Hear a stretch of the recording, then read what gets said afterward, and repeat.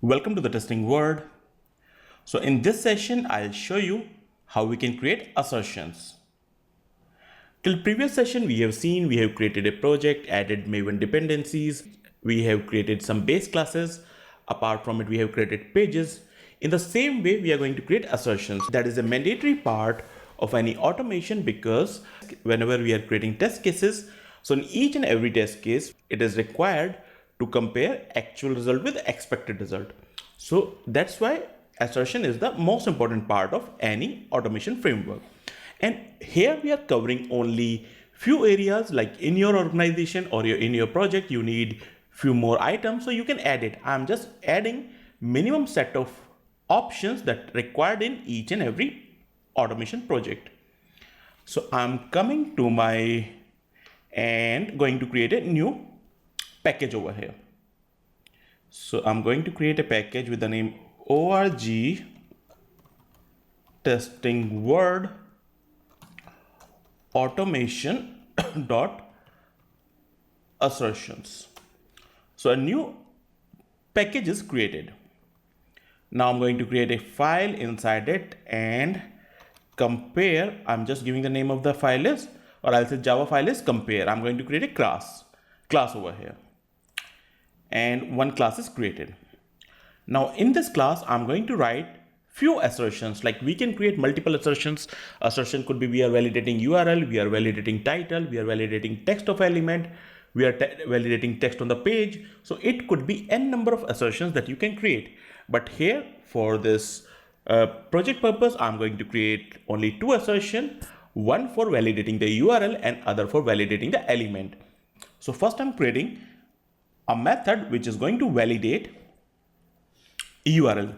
So public void validate page URL. I'm taking this method.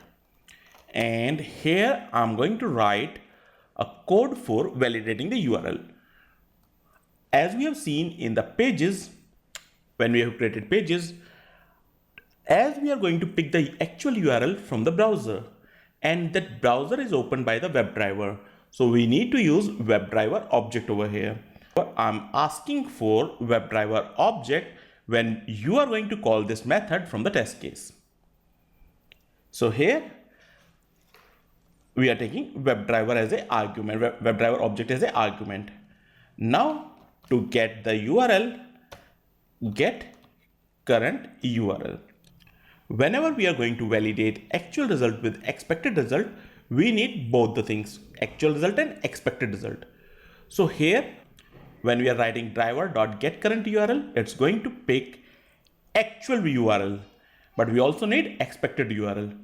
So in this method, I'm expecting pass me expected URL.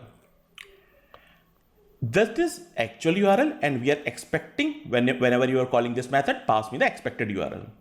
Now I'm checking if actual URL is equals with expected URL, then do the next task. So here I'm taking a Boolean variable and result. By default value is false. If this matches, I'm setting this value of the result variable to true. And here I'm going to return the value. So return result. What I'm doing, I'm going to explain that. Here, if we are returning the value, we need to mention Boolean over here. So what I'm doing, I'm taking driver object, WebDriver object and expected URL. We are taking a variable, by default value is false. We are having two scenarios over here. One, I'm matching actual URL with the expected URL. If it is not matching, then this if will not execute. If this is not executing, result value hold the false value, false will be returned. And if this URL is equal to the expected URL, means actual is equal to expected, this code will execute. In that case, result value will be true and true will be returned. So means if it is matching, then it will return true. This method will return true. If it is not matching, this method will return false. So one assertion we have created. I'm going to create one more assertion, that is public boolean, and this time I'm going to validate element existence. Means on a page I want to validate the particular element exists or not. So I'm just writing validate element exist by XPath. Here again, because we want to work on a browser, so we need a driver object. So I mention WebDriver send me the object of the WebDriver and also send me XPath.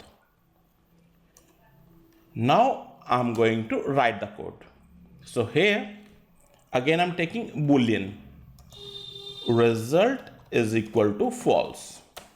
What I'm doing, I'm using exception handling here. So inside the try, I'm writing driver dot find element by dot XPath. I'm searching an element by the XPath which is passed by the user. If I'm just correcting it, so result is equal to true. I'm going to explain this, just give me a moment. I'm just writing the complete code and then I'll explain what I'm doing. Even I'm assuming you have the idea of this, but still I'm going to explain that. Return result. So now I've created one more method. This method is going to take two arguments. One is driver object and XPath. First we are taking a variable, boolean type of variable, and the value is false. Now inside the try, I'm finding out the element by using the XPath. We have the two scenarios over here. One is we are not able to locate that element. If this element is not located, we are going to get exception, element not found exception. If we are getting exception, it will immediately jump from line number 23 to 27. Means this 24 line will not execute in case of element is not found. If element is not found, then it will return result value will be false. Second case, it is searching for the element and it is able to find out the element, means no exception is there. If there is no exception, it will move to the next line, which is 24, set the result value is true, and it will return the value true. So this method is going to return true if the element is find out, false if the element is not find out. One more update, we can do it over here because these are the assertions which can be called from the multiple test cases. So one thing that is required over here, whenever we are going to call these methods, we need to create object of this class. How we can minimize the code? So if you want, you can make these method static. What's the advantage of making these methods static? So advantage would be when we are going to call them, we can directly call them by the class name. We need not to create object of that class. So that advantage we can get because in multiple test cases, it could be multiple classes, and wherever required, we need to create the object of this class and call the method. If we make it static, we can call it directly. We need not to create object of that class. So that is assertions we have prepared, and as of now, only two assertions. It could be any number of assertions that you can create. Here in this session, we have seen what is assertion. With the help of assertion, we can compare actual result with the expected result that we have done. So now almost all the basic components which are required in each automation framework are done. Now we are ready to write our test cases in BDD format. Means we are ready to write our Gherkin language test cases, and then on the behind the scene, my Selenium code will execute. So I'll show you what will be the next step. That's all we have for this session. Thanks for watching this video. Hello all, hope you enjoyed this video. If you have any questions regarding this video, please ask in the comment section. And also, please like and subscribe for more software testing courses.